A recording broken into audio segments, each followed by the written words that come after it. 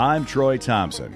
Over the last 15 years, our family has worked hard to create a place we call the center of the universe. A place where our kids and someday our grandkids can come home to and laugh, have fun, learn how to work, pray, worship God, and be a place to celebrate life with all our friends.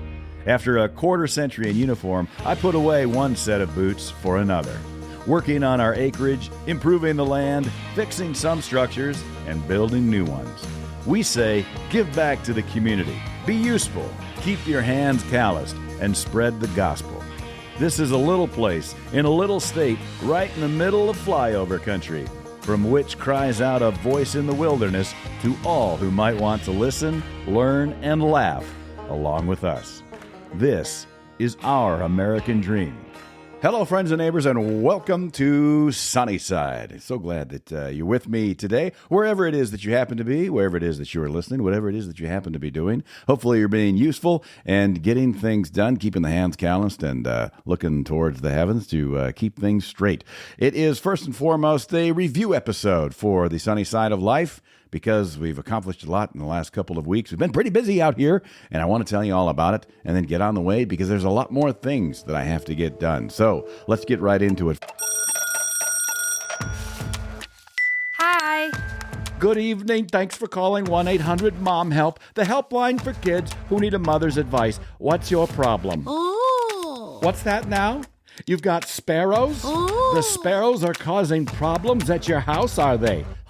Well, sweetie, the English sparrow is the rat of all birds. Yes, dear, that's right. It's a cunning, destructive, and filthy little varmint. It's not native. No, it's not native. It's not. It came to the U.S. in the 1850s like the Norwegians did. I know it. I know. They have the ability to live everywhere on just about any kind of food, and they possess extraordinary fecundity. What's that? Fecundity? Fecundity? They make a lot of babies, sweetie. That's what that means. Oh, you have a friend like that. Your friend's name is Brittany? I see. I'm sure Brittany's better than your awful sparrows. They're the worst. They make it hard for the nice native birds like pretty bluebirds and purple martins and the different kinds of swallows. That's right, the swooping swallows. No, honey, those are good birds. Yeah, they eat all the mosquitoes. I know! You should make houses for them. They look like little biplane pilots. Too cute, too cute. Anyways, that sparrow doesn't even have a song. No song! But they sure are noisy and vituperative. Vituperative. It means bitter and abusive. Oh, that sounds like Brittany. I'm sorry to hear that, sweetie. Let me tell you how to destroy those sparrows, or at least clear them out of your neighborhood. You have to drive them out of their roosts at night by turning upon them a stream of water from a garden hose. That's right. Shoot their nest with water at night, and they'll move away. If that doesn't work, you can shoot balls of fire from small Roman candles at them. I'm serious. That's how you do it. Will it work on Brittany? I don't know. Maybe. Okay, honey, thanks for calling. You can always call your mother. All righty, bye-bye. It was yesterday, but happy Mother's Day to all of the mothers out there. Last year we did an episode with my wife and good friend Carrie Woldridge, and we talked about all of the great things that they've experienced as mothers. And if you're a mother out there, happy Mother's Day. It's this comes out on a Monday, obviously, but I'm just thankful for all of the great mothers out there, and I think we all are. So thank you. Thanks to my mom, who was a huge help, as always, when it came to getting things done. When we had, we had Jack's commencement or graduation reception, and we did it in advance of graduation, which is actually this coming Sunday. And so we thought we would do it on Saturday, the week prior. So we just had that this weekend, and we did it. Heidi and I and everybody have been working very, very hard to get everything done. Working on some additional things with the barn, getting things to look a little bit more finished. I didn't get everything completed. I got some new stairs put in. They were there already, but they needed the treads needed to be replaced, and I got all that done. That was fun to finish, and it looks good. It feels good when you walk up and down. Still need to get a handrail, though. I will say that. That's kind of important. Forthcoming, and didn't get all the trim done, but did do a lot of other cool stuff, and used oak plywood to to get a lot of that done. It's a little bit cheaper, not a lot, but a little bit cheaper to do it that way versus buying actually the 3/4 inch thick boards. But either way, I couldn't finish because the amount of sanding that it takes to make everything correct just did not work well with the collision of schedules of getting everything decorated for Jack's reception. But thanks to everybody that listened to the program, that came out to the reception and visited with Jack. He did a great job talking to friends and neighbors and family members who stopped in and just to celebrate his commencement, which is coming up this week from high school. And very, very, very proud of that boy. Of course, we have 4 boys, and now after this coming weekend, 3 out of the 4 will be out of high school. I just cannot believe that man, time flies. It hasn't settled in yet completely. There are moments where in between all of the busy things we were doing, I think last week I was up after midnight almost every night. And some of that has to do with the things that we were also doing, district track and being a little further away than we were used to for that type of event. And so we got back a little bit later. But I mean, I'm the up and up. I was up a lot later than this old man likes to be up. I like to go to bed about, 10 o'clock at night or sooner if I can get away with it. And of course, I get up early, but it was kind of a luck. So getting all that done was a very good feeling. And when you do a reception for a graduation, you have some sort of food. And I've seen, of course, we've been to quite a few receptions as well as we bounce around from one to another with the graduating class of 2024. Of course, we know all those kids and their parents because, well, we kind of grew up with them in the last 18 years. And so it's been fun to see how everyone is doing and how their receptions are being held and just putting it all together. We decided that we were going to, Jack likes BLs, not BLTs. He doesn't like the tomato part, but he does like bacon lettuce sandwiches. And so Heidi did a lot of research to say, how can we get bacon, lettuce, and tomato sandwiches to be fresh but we can get the work done.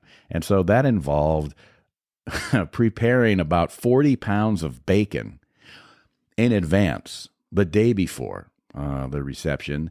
And at first she was frying all of this bacon. She tried baking it. It just was taking too long. She fried it on a couple of skillets, and that was taking too long. And she had done that for about 3 hours or so. And she said, we have got to come up with a better way to do this. And someone had said that if you have a large, like, outdoor griddle, Blackstone is a brand. A lot of people have those. We don't. And they said, if you had one of those, you probably get done a lot faster. And of course, I said, well, hey, they sell those in town, so maybe I had an opportunity here to run and get one. And she said, yes, go get one. We'll see how that works. And so I did. And they didn't have it wasn't Blackstone. It was a Pit Boss. And I researched it a little bit and found the reviews that Pit Boss, which is a newer brand than the Blackstone, is pretty easy to clean. It has a ceramic top. It's got a thicker cover, and it comes with a lot of cool accessories. And so we bought that. And I'll tell you what, it made the bacon frying go way faster. Instead of being able to do like one package of bacon per skillet, if that, we could do like 3.5 packages of bacon, and it did a great job. So big thumbs up to the Pit Boss, the skillet, the outdoor skillet with the LP tank and all of that good stuff. Also use it to make the toast, because you got to have toast for a good BL or BLT sandwich. And I did that. My son Tanner helped as well. My son Tate came back and helped with that. And then, of course, the son Colin was running all over the place. He was like the runner in between places. So we made the toast the day of while people were coming in, just making sure we were staying ahead of the folks that were visiting with us. And that worked great, too. So used a clean paintbrush, one that had never been used before, with natural bristles and a lot of butter. and just buttered that bread and toasted it right up there on the new pit boss. And it did a great job. It tasted delicious. Everybody seemed to be really pleased. People hung around. There's, a lot of room, so they had the chance. We had a beautiful day. God gave us just fantastic weather, and it was just amazing. And Heidi did such an amazing job on the display wall that shows all the pictures of Jack as he's growing up and all the activities that he was in, and displaying the medals from track and the accomplishments in football and basketball and baseball and all of that stuff. And it was just really cool to see. I did make a little video montage of all of these photographs, so that was constantly running. And of course, it showed Jack a lot, but it really showed his family and his friends throughout his life so far. And I really think that's the best of it. My favorite pictures were the ones that showed Jack with his brothers and with his friends, because you really get to know your own kids when you see how they interact and how they feel about their family and their friends. And those are and Jack loves his brothers, he loves his family, he loves his hometown, he loves America, and his friends do too. And it's just really fun to see all those guys together. Just a great collection of kids, and just proud of them all. I'm sure I'll talk more about the commencement that's coming up this weekend, and talk about graduation and my feelings about that. I can just say that it does go by fast, and I realize that everybody says that. I remember when he was just a little kid and going to school, and they assigned the email to the kids, and it's got their name with their graduation year. And I thought 2024, well, that's a long ways off. And now it's almost an invalid email, because he's set to graduate on the weekend, and I can't believe that it just passed and flew by that quickly. So I think that's probably why grandparents enjoy being grandparents so much, because I think at a certain point, and it's starting to sink in for me too, as we have one left to graduate after this weekend. And, I think it's just you feel like you miss a lot, even though you were there. We're blessed to have a family that's very tight and together, and loves one another, and communicates and sees each other and supports each other. But sometimes it just feels like you're so busy. It's almost like, well, it's kind of like an analogy of what actually just happened. We just went through an entire week or two of getting ready to have all of these people over for this one event, at our place for Jack's commencement, reception. And that's kind of how life feels like when you're raising kids. You're constantly just running around, completing a checklist, making a new checklist, getting things done, going here, going there, picking something up that you didn't expect that you needed, but you turned out that you needed that as a tool to get something done. All of these things. And it's always, do we have it ready? Is this how we want to do it? Do we need more time? And before you know it, it's over. And I feel like now, as I look a little more calmly into the week, even though it's a busy week this week, and heading into commencement, I look back and reflect and go, well, I feel like that's kind of how it is, when you're raising kids. You're just so busy raising them and getting things done that, sometimes you don't recognize that it's happening so quickly. And I'm happy for them. I'm happy for all of our boys are successful. They're great kids, great character, proud of everything that they do. And sometimes you just wonder if we could just slow it down a little bit or go back and visit. But you can't. You can't go back in time and spend those moments, those precious moments. You can't do that again. And I think that's probably why grandparents are the way they are, because they realize that they're just seeing the offspring of their own children. They're kind of seeing their own kids in their grandchildren. Now, we don't have any grandchildren yet. Someday that'll happen, I suppose, and we'll find out what kind of grandparents we'll be. But I think it has a lot to do with just seeing your own children, getting a chance to see them grow up again. And so you probably do spend a little bit more time as a grandparent doing the things that you just don't feel like you've got time as a parent all the time to do. And, of course, then you can send them home. So there's that. All right. So it's been a very good week. Very busy, late nights. The family came in. The older boys came in, and it was just so fun to see everybody and be together one more time for something special like Jack's reception. And that's completed. And I do like the pit boss. So there, it's got my recommendation. No remuneration for that, but thumbs up to that. I can see how it's going to be pretty handy here in the future. We'll continue to use it, that's for sure. We did have district track. I kind of mentioned that. So that was a really awesome experience. So the way it does in Iowa and probably a lot of other states is that you have your conference meet. You kind of, and the boys won that, and so did the girls. That was pretty awesome. And then, so conference champions, and then those are the people that you see all the time, obviously, in your conference. And then you go on, based on your school size, to a district meet, and that's how you get into the state track meet, because that's the qualifying meet, and they have those all over the state. And you see schools that you maybe have never run against before. It's people, the schools that are the same size, and the boys and the girls won the district track meet. So they scored enough points by winning enough events to come away as district champions as well, which is, I'd say, pretty unusual. They swept the meet, and Jack got in on the 100, and with his team, he got in on the 4x1 and the 4x2. The girls did very well as well for Forest City, and so just really got a great track program there, and that means that taking quite a few kids down to Des Moines to go to state track and go to the state track meet, and currently Jack's rated number 1 in 2A for the 100-meter dash, and so I can't believe it. The kid's fast. He's wicked fast, and that's a pretty cool thing. So pretty excited about that. Congratulations and kudos out to all of the track runners, the field players, the coaches, everybody that has made this such a great track season. I'll say track's not necessarily my favorite sport. It takes place in kind of a weird time of the year. A lot of times track meets get canceled because of the weather. It seems like I can endure cold weather in the fall for football a lot better than I can endure cold weather in the spring for track. And of course, it's rainier and a little more humid sometimes. And sometimes you have amazing weather, and sometimes you dress up in layers like we did for district track, and you don't need it at all. You're back down to a t-shirt, and then all of a sudden it gets cold and you're back in your layers. So, but it's fun to watch those kids succeed and to compete and to really run that race as best they can. And that's all we can ask of any of us. So congratulations there. So that was pretty exciting, but it was a little bit, about 2 hours away.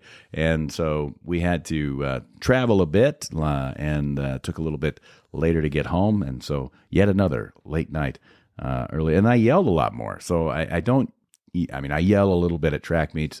I yell at football games when I'm not announcing for them, so it's usually an away game. Do a little yelling in basketball, do a little cheering, all that stuff. Just really got into it at district, and my voice is a little bit different because of that. So have to recover the voice, I suppose. So fun all the way around. And so what else happened this week? Well, let's see. I can tell you that well, in the midst of having to get everything ready, so that includes mowing the lawn. And at the same time, we ordered some raised garden beds, and we'll be putting those together very shortly. So those were delivered. And the truck that came in, he's been here before. And so we got the things unloaded with the tractor and the forks and put them away for assembly at another time in the near future. And then he was telling me about his garden, wherever he lives, and was telling me about some different things that he's got going on. And while all of this is happening, our 2 cats, Edith, the mother, and Edie, the daughter, are in and about the truck, and they are notorious for climbing into vehicles. Now, he doesn't have any of the doors or the back door open, so they're like climbing into the vehicle. And Edie, the younger one, the daughter, she's kind of chunky, I'll tell you that. She's doing well. And she jumps into under the cab, and I tell the guy, I'm like, hey, my cat I got to go get the cat out of there. And he's like, I totally understand. I got cats of my own. And yeah. So we pull the cat and get Edie out, but I didn't see Edith anywhere. And I had just seen her over there. And I was like, man, I hope she's not in there anywhere. He's like, oh, she'll probably come out when I start the engine. Well, that can be a bad thing. It wasn't. I don't want to lead you down the wrong road here. Edith is fine. She was I don't know if she was up in the truck or where she was or if she ever got into the truck, to be honest with you. But I did not see her. And he was a very nice guy. So he starts the truck up. He waits a little bit, then he slowly creeps forward. And he kind of drives real slow around the barn. Then he kind of stops on the other driveway, and he stops there and waits a little bit. And then he even pulled out on the road and went off on the shoulder. And I bet he sat there for like 5 minutes just waiting to see if a cat would jump out. So, I mean, that is above and beyond the call of duty, in my opinion. What a great driver. What a great guy. But eventually, obviously, he has to get on to the next delivery, and so he drives away. And I'm watching all this happening thinking, am I watching my cat drive away in a truck somewhere?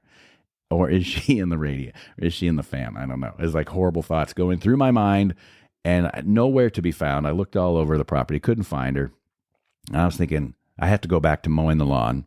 And so I do. And the whole time that I'm mowing the lawn, I'm thinking to myself about this cat, Edith, that she's probably on her way to Des Moines or wherever these guys came from. I don't really even know, but I know it wasn't local. So she's off to another adventure, which, by the way, is how Edith arrived at my parents' house a couple of years ago on a truck that she had hitched a ride in. And then she just lived there for a while until she got tired of that. And then she moved over to our place, and she stayed with us.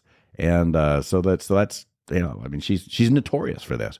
And so I'm aware of it. I didn't see her all day. And I'm thinking I'm on the mower, and I'm going, oh, man, what story am I going to have to make up? Or how am I going to act surprised or shocked when we can't find Edith? And they're like, where could she be? I'm like, I don't know. It's kind of weird. In my mind, just trying to figure out where this cat would be. And I was so relieved when I finally put the mower away and I came in, and she's just laying there, just like nothing had happened. I don't know where she was. I don't know what she had done or if she had ever gotten into the truck. I don't know if she did, and the guy brought her back because I was mowing. I have no idea. I just know that she was there, and I was so relieved because, man, there's nothing worse than having to tell your family that something happened to a family pet. And so there you go. That's the adventure of that. Hello, friends and neighbors. Do you have a dog? We do. His name is Knox, and he's a German Shepherd. We welcome Knox to our family as a puppy. He's about 90 pounds now. What we feed Knox is almost as important as what we feed ourselves. So, we buy our kibble from Munster Milling Company, spelled just like the cheese, Muenster.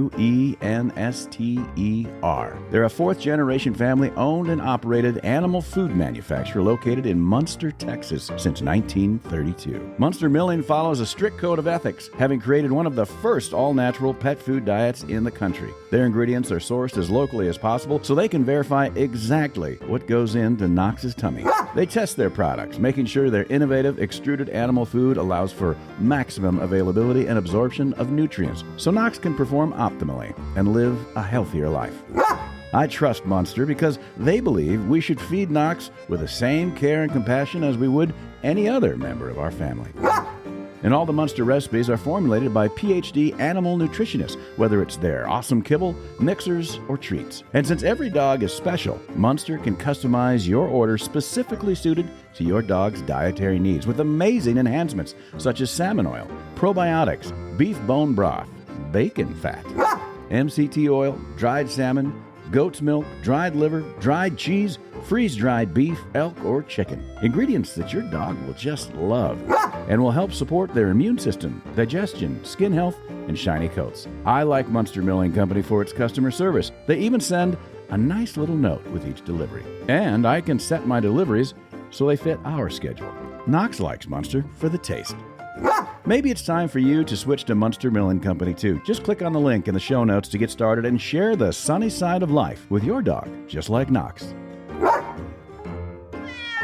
Oh, and did I mention they have cat food too? Don't even get me started on that.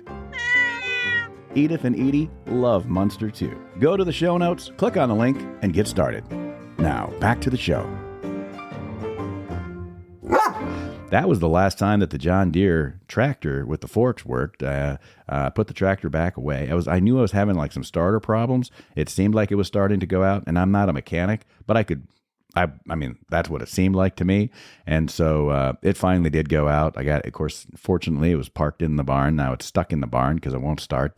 If you recall from last year, something similar happened. It was a wiring issue, but the good folks at John Deere confirmed that is a starter issue, and so they'll be back and fixing that this week for me. I really appreciate that. So the story, the never-ending stories of equipment situations here at Sunnyside. Welcome to the Lancaster County Fair and the Amish Tractor Pull. Let's meet the competitors for tonight's competition. Jedediah Yoder is ready in the pit with his massive Percheron team of Daisy and Elmer and a buggy made for yanking with those handmade wooden spokes and slightly contemporary steel rings. He's right next to Ezra Burkholder and his team of impressive Belgians stamping their feet and ready to pull Ezra in his custom Swiss seat plow. He's painted muted tones of green and yellow and labeled Near Deer. We'll see how he fares against the reigning champion in all his humility beneath a well-brushed brimmed hat and with a beard recently named Best in Show just this afternoon. Amos Amon, scion of none other than the great Jacob Amon. Amos commands a team of custom mules named Mehitabel and Rufus. This is the team to beat with their pitch black buggy, and this year, Amos has gotten special permission from the council to run with slightly used mismatched Goodyear radials he found in the ditch alongside the road. Some of the fans here are not so happy about that, as they feel he's acting a little too Mennonite lately. Well, we'll see how that works out for the champ this year. And here we go. Jedediah Yoder with Daisy and Elmer are off to a slow start as the two Percherons struggle to find their footing. There's one step. Elmer leads the way. Now Daisy finds her footing, and the two are moving the sled together with great ambition, and they're done. Now let's take a look at the measurement. The official distance is 3 feet 4 1/2 inches. Well, not a bad start, but let's see what Ezra Burkholder can muster. Ezra's hitched up now and raring to go. His Near Deer plow puller with Belgians and fandangled paint job is off to a good start. Working together, Ezra is a little heavy on the lash right now, and his Belgians aren't having it. Ooh, they've stopped on him. I guess they've had enough. Too much whip there. I guess this is an example of when one should spare the rod. He'll get a measurement of 3 feet 6 inches, and that'll move him into first place. Now, our reigning champion with moderately used Goodyear radials, a Best in Show beard, and the lineage to lead the community, Amos Amon looks determinedly down the pullway. His mules are flexing their haunches and shaking off the horseflies in anticipation of the big pull. And here we go. Oh my, those rubber radials are just spinning on the wet grass. Folks, Amos Amon can't get his team to move the sled but maybe an inch. This is a huge upset as the final measurement now comes in after a modest display of disgust from the champ, and it'll be just 3 inches. Wow, that sends Amos to the bottom of the podium, and we have a new Lancaster County Amish Tractor Pull champion, Ezra Near Deer Burkholder.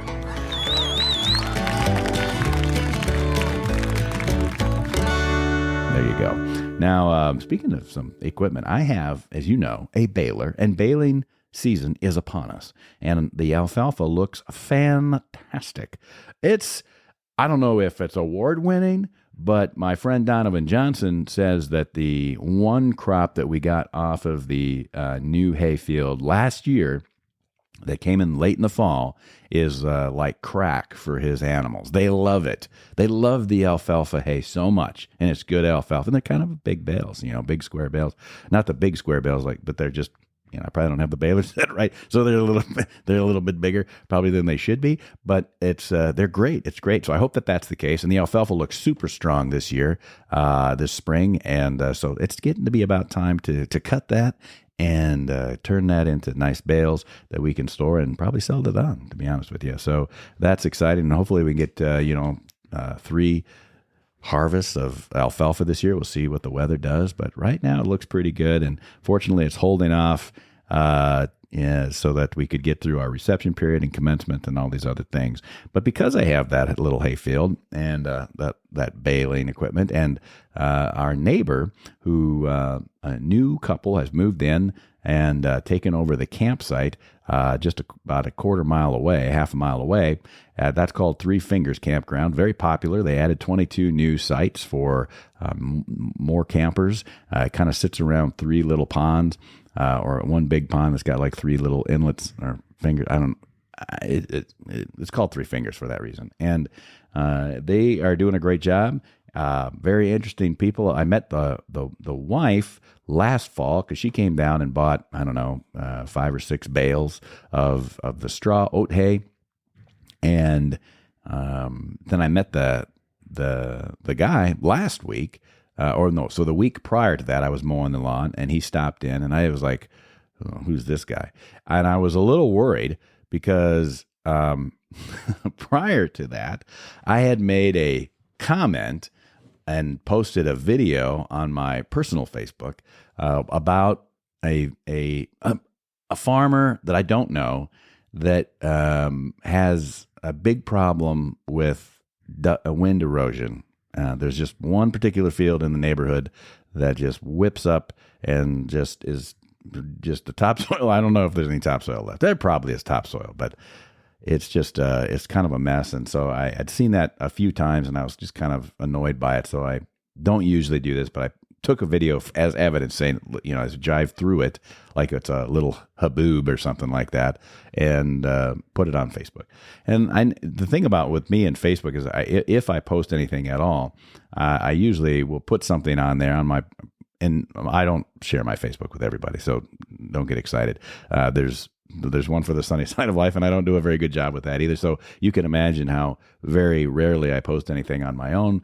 And this time I did, and I was thinking it wasn't kind. It wasn't rude, but it was like, hey, I mean, this is a problem. There's only one field in the whole area that does this, and so come on, man, this is not good.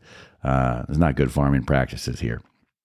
And the neighbors across the way were getting all the dirt in their house and in their yard and on their porch and all that other stuff. So they weren't particularly happy about it. So everybody agreed because of the evidence of this video that I was right.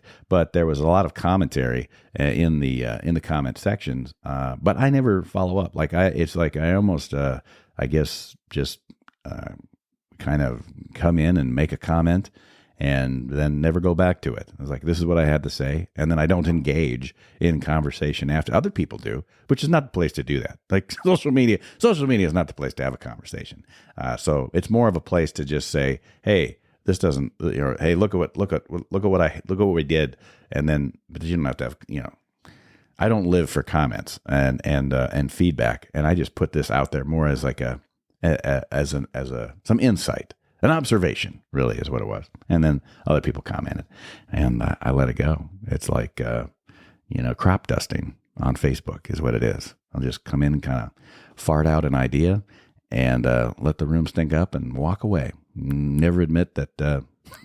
Just don't go back and read the comments because don't really care. But that I thought when this truck pulled in, that it would, because it was so close to this, I'm like, maybe this is the farmer that I've never met that rents the land down the road, and he saw my Facebook post. I don't know how he would have done that, because probably not friends, but maybe he's got some words that he wants to share with me. So I'm on the mower thinking, am I going to have to throw down here? Okay, let's so. And he gets out. I've never seen the guy before, and that's not who it was. I don't know. It was just this nice guy who was just down the road, and it's the husband of the woman that I met last fall buying hay, and they the nice couple with some nice young kids, and they bought the Three Fingers Campground, and so he asked me about the baling equipment, and he's got some land right in front of the campground area there, and they're thinking about doing some interesting things. Anyway, it came into a conversation. He's like, well, what would you plant? And just for an annual in that space, because they're going to do some other things with it next year or whatever. And I said, well, if it were me, I've always wanted to plant flax because I think it looks pretty. I think it'd be nice to see a nice blue field in the summertime. And of course, flax has it's an oil seed product. You can take the seeds when you harvest it and create linseed oil or flaxseed oil. And of course, the flax itself is very healthy. And so people like flax. We just don't grow a lot of it. We used to grow a ton of it around here in this part of the country. In fact, we had the guy that built where I live, what we call Sunnyside, that guy was big orchestrator in the late 1800s in the county fair, which was held in our local town. It no longer is. It's actually held in the town that's named after him, which is also Thompson, but not a relative of mine. And they had a flax palace in Forest City because they had so much flax. And so flax is also where linen comes from. So the stalks are very fibrous, and you can make linen. That's where it comes from. And so I'm just fascinated with that. And I don't have the land to plant the flax, and I can't convince my brother or my dad that would be a good product to do. So I'd have to do it on my own. So when he asked me, what would you plant? I was like, well, I was always kind of interested in flax. I think it makes nice, pretty blue flowers, and it'd be interesting. I'd be interested in seeing what could be done with the seeds. Because whether it's flaxseed oil or linseed oil, flaxseed oil is great for cooking. It's not one of the hateful 8 oils that are not particularly good for us. And or linseed oil, that's good for woodworking. That's the same oil, just a different name. It's from the same plant. And so I was just interested in that and the health benefits and the woodworking, finishing type material and the oil and all that stuff. But I have not got the equipment to harvest flax. I'm not even sure exactly how they do that and what is required for that. But I do have the baling equipment, and I'd also know that because the stalks are where linen comes from, that would be, I've researched that, and that flax straw is very good for animals. It's more absorbent than regular straw from oats. And so you can soak up your material. It lasts a little bit longer. It's obviously fibrous because that's where you make linen. So it lasts a little bit longer and all of that good stuff. But I haven't seen anybody making flax straw around here. So don't have an example for you or for myself. But I'm sure that it would work, that I could make my baler, make my baler bale anything. And so we'll find that out, I guess. So I was just telling him about that, and he thought that was interesting. He was I think he was looking at planting a form of canola, which is also weirdly known as rape, or oilseed rape. And it's just a weird, I don't know who came up with that name for a plant, but that also makes pretty flowers. They're yellow. And I see a lot of that in North Dakota and Canada and that type of thing. However, canola, which is where most of the vegetable oil comes from, is one of the hateful 8 oils. So maybe not as good for us as we think. Flaxseed isn't on that list. And so nothing against, well, I do have something against. If it's not as healthy, then I'm probably not like I'm a health nut, but if we have another option, maybe we should choose a different option for our oils. But anyway, so he said, yeah, okay. And he came back and he'd visited with the seed store and last week he stopped. He's like, yeah, I was thinking, or he gave me a call and it's like, I think we're going to do this. He stopped in. Yeah. Cause I was so busy working on the barn and getting things ready for this reception. And he stopped in and it was really nice to visit with him. And he said, yeah, we're going to do this. I think we're going to do this when it comes time. It was pretty wet to plant, so he hasn't done it yet that I'm aware of. And, it sounds like I'll be involved with that, and which is kind of fun to help out a neighbor, kind of experiment with something that I want to do down the road. And, maybe I can bale up his flax straw for him and he can sell it, and we'll see what happens, see if it works out. And maybe we can figure out what to do with that flax seed, and maybe there'll be some 3 Fingers flax seed oil or something. I don't know. We'll find out that's up to him. So that was kind of an interesting development. It's fun to just hang out with the neighbors. He's got an interesting story. I anticipate having him on the podcast at some point. A veteran, an Army veteran, and interesting story and the decisions about making the change, moving from where they were as a young family to where they are now, where they can spend time together and work together as a family, running this campground that's fairly successful. So that's something that I think is forthcoming. A little bit further down the road, we'll get it set up. But I thought that was an interesting stop by that occurred. Baseball is starting already. They've got ready to get regular classes. So as you know, or maybe you don't know, I do announce the baseball games for the high school, and we've been building the press boxes. We've got some press box steel to put on there to finish those things up. The windows should be coming in, so we got a lot of work to do in the next week or two as myself and a couple other volunteers get the steel on, and then we're all done and it looks beautiful, and the school can take care of the rest. Got some buddies, the same folks that did the electric work here at Sunnyside Farm Studios. They, in the new barn, they also did the work in the press boxes, and they just did phenomenal work. It's just super awesome. Thanks to Jake Umbaugh and his kids, actually, who did that, and they did it all volunteer, and didn't charge us a thing. So it was pretty awesome, and it just is wonderful to see everything's lit up and electrified, and Cat 4 or Cat 5 cables and all that stuff. So really nice press boxes. Can't wait to get into there. It'll be a while. I think it'll be the end of this week. They're all on the road for baseball. Of course, there's state track, and then of course you have regular home games starting the following week after that. So I'll be in that press box, and hopefully we'll have steel on it, and we'll be announcing and having a great season. Sounds like it's going to be a great season according to the coach. So pretty happy about that. We love baseball in the summer.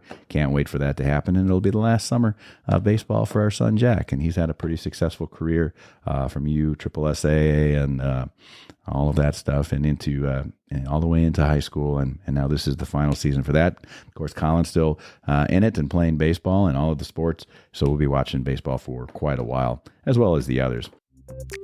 Meanwhile, on a Little League softball field somewhere in the Midwest, a coach stands diligently behind his outfielder, who seems more interested in picking dandelions than playing the game. I'm pretty much the best player on the team. Is that right? Yep. This team or a future team? Both. Indeed. What do you think about? What do you think about? I'm asking you that's listening to this right now. What do you think about a YouTube channel for the Sunnyside of Life, or I guess specifically for Sunnyside Farm Studios? And here's why I say this. Back, I think March 1st, back in March, Google Google had podcasts. So Google Podcast was a thing, and you could listen to the Sunnyside of Life and the other two shows that we produce at Sunnyside Farm Studios, Mr. B's Dinner Party, and also the Gridiron Club, Waldorf Gridiron Club podcast. So there's just a whole bunch of different platforms, whatever you're listening. Most people do listen to this particular podcast on Apple Podcasts, but you can kind of see the analytics and that type of thing. Google decided that because they own YouTube, they were removing Google Podcasts. So you may have noticed that, and they moved it to YouTube. So YouTube has podcasts, and so I can put my podcasts and my whole podcast history on there, and I will be doing that for this and the other shows that we produce here at Sunnyside Farm Studios.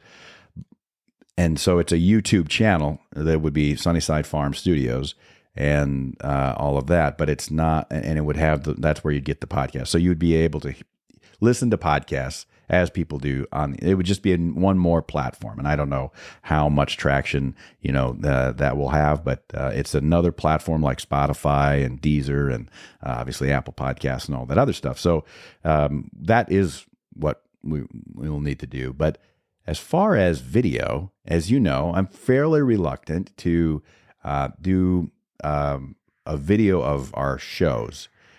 And it's mostly because I feel like we should be doing other things while we're listening to a podcast. Like you could be being useful and mowing the lawn or doing chores or doing some outdoor project or working in the shop or doing something else where you can just have me as background noise while you're being useful.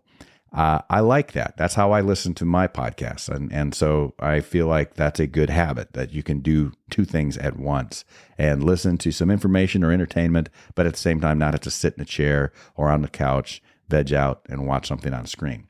That being said, I do watch YouTube shorter clips, and they have those on Facebook too. And I do get a lot of information from YouTube videos, like how to fix things and build things and do things. And you probably are the same way. So YouTube's very useful in that regard. And so my thought is maybe I would be posting videos about some of the projects that we are always doing out here on the farmstead anyway. And what do you think about that? Whether it's the building the garage, the raised garden beds that we're going to be putting in, they're going to be building, assembling a little gazebo out in the garden, talking about the baling prospects, just all of the wood mill, just the sawmill that we've got going on, the different projects that we've got going on in the shop, what I'm doing here in the barn, all of that stuff. Those can be, I'm fine with showing and sharing things that I've already talked about on the show, but I'm also not an expert in anything. Like, this is how you wire a 3-way switch. Like, I have to use YouTube to learn how to do that, and also a few other resources. So I don't know how informational that would be, but if you are interested in seeing what we're up to, then you'll have to let me know, because it's obviously a lot more work to get something filmed and to be good at filming. And I'm not claiming that that's the case, although I've filmed some things and been in enough things to know that how things are supposed to work, and I can edit. It just takes a little bit longer. So if you think that's a good idea, we can do that, and we can add videos, shorts that you can kind of see what's going on here at Sunnyside.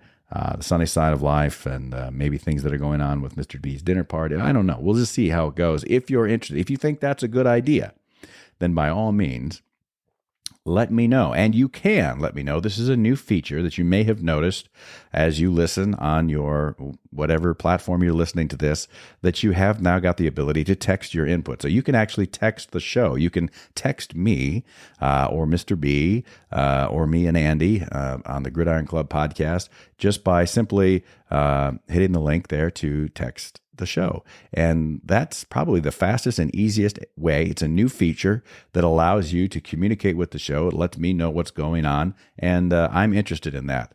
And so please do that. If you think that we should have a YouTube channel that just kind of covers the things that we've been talking about in different ways for the last couple of years now, then let me know.